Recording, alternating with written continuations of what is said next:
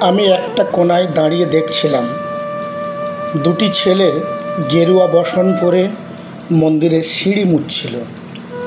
এত মন দিয়ে আমি কাউকে সিঁড়ি মুছতে দেখিনি। এত ভালোবাসা দিয়ে আমি কাউকে ধুলো তুলতে দেখিনি। সিঁড়ি নয়, যেন জননীর ত্বক থেকে ধুলো তুলছিল। এভাবে কেউ সিঁড়ি থেকে ধুলো মুছতে পারে এ আমি কোথাও দেখিনি। স্থিতপ্রজ্ঞ মহারাজকে জিজ্ঞাসা করলাম, এই ছেলে দুটিকে? মহারাজ মৃদু এসে বললেন, একজন নিউক্লিয়ার ফিজিসিস্ট, একজন IBM-এর 6 লাখ টাকার চাকরি ছেড়ে এখানে এসেছে। সিঁড়ি ধুতে এসেছে।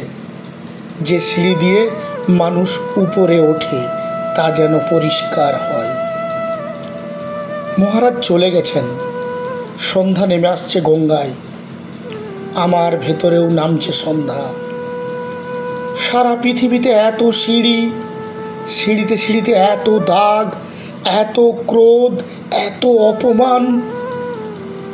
আরতি শুরুর আগে মনে হলো, যে সিঁড়ি মুছতে পারে না সে কোনোদিন মানুষের চোখের জল মুছতে পারবে না।